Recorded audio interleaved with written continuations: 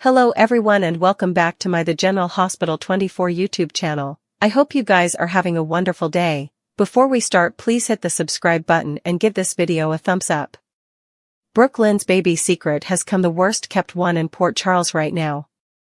Upon learning Grandma Gloria had always known about her baby, Brooke Lynn eventually told Chase everything. She also swore him to secretiveness, and so far, Chase has been keeping the verity from his bestie, Dante. After a heated argument, Lois allowed. It would be stylish to return to Bensonhurst temporarily. With her, Gloria and Martin all out of city, there's no bone left who knows Gio is Brooke Lynn and Dante's son. And after Chase hovered to lock Lulu up for breaking into Martin's room to get her to back off his woman. I'm guessing Lulu isn't going to drop this matter. My plutocrat is on Lulu telling Dante the verity, but only after she plays operative and learns Gio is his son.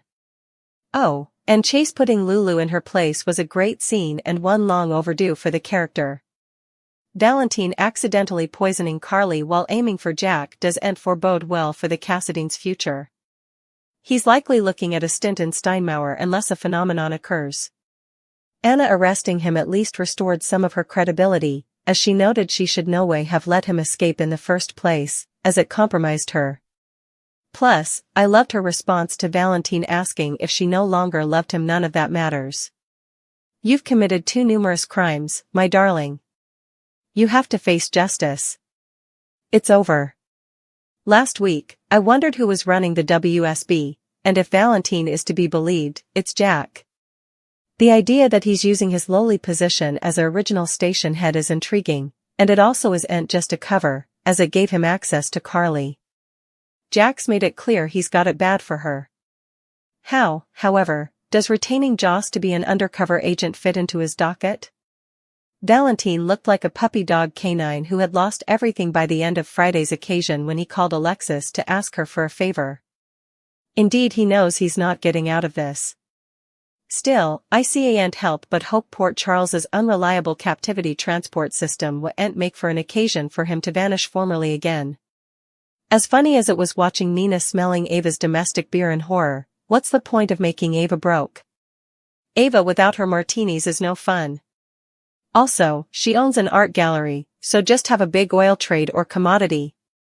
Just when I allowed Willow couldn't sink any lower than she has, she defended Drew's wanting to dislocate the Quartermain vault to Tracy. Hearkening to her soliloquy that Drew is a good person and would have been the most pious of all Quartermains was sickening.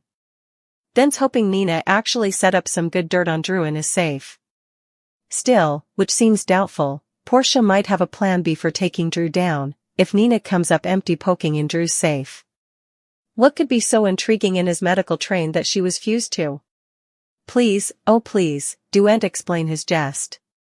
Down by a brain excrescence. I felt slightly sorry for Brad when he saw Marco leaving Lucas' room in Miami. And with Martin out of city dealing with one of Isaac's wives, my conjecture is Drew is going to hire Marco to come to Port Charles as his counsel. Oh, and that whole failed alimony payment bit with Martin was just straight stupid. Sonny just bought Valentine's house, so it's not as if Martin failed to report it months after the trade and his commission. Natalia's son and Blaze's family. Also, it looks like Blaze is coming back. Hopefully, she'll be what Christina needs to drop this need for revenge against Ava and move on. It's not that I don't feel for Christina and her loss, but we know, and she has to know on some position, that Ava didn't push her, and it was an accident. It's as if she's convinced herself it's Ava's fault, as she needs someone to condemn. My name is Christina Corinthos. You killed my baby. Prepare to die. Granddaughter, and eventually repairs her relationship with Sonny, only to have some sleazy councilman Ezra Boyle plugging for her. I'm glad Laura has a plot, but we formerly have enough political slime on this show with Drew. Right now, politics is the last thing I want to be tuning into my cleaner and seeing. Willow Corinthos will struggle with some Nina Reeves fury before Sasha Gilmore Corbin gets grilled. Jason Morgan will also attack Extremity while Lulu Spencer confesses, so let's bandy what's in store. During the week of March 24th to 28th, Jason will try to force Carly Spencer to walk down from Jack Brennan, but it looks like she'll keep her love with him complete. Carly and Brennan will talk about their future latterly, so they may refuse to let anyone get in the way of the love that's blooming. As for Jocelyn Jacks, she'll get a stern memorial of the secrets she'll have to keep as a WSB agent. Vaughn formerly gave Jocelyn an assignment about that, but it'll be Brennan's turn to advise Joss about keeping the details of her training under wraps.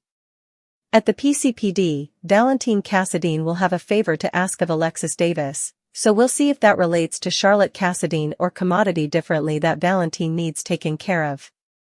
At Drew Quartermain's house, Nina will land in some trouble. After Drew discovers that Nina's been probing in his safe, she'll face his counter-reaction along with Willow's wrath. Still, Nina may have spotted Drew's influence on Portia Robinson in that safe since she'll seek out the croaker. Soon after, it looks like Portia and Nina have a cooperation against Drew coming over, so we'll see what their coming move is. Portia has been meaning Drew's medical train, so that could play a part in the scheme she intends to carry out against her adversary. Next, Tracy Quartermain will put Brooklyn Quartermain through an interrogation.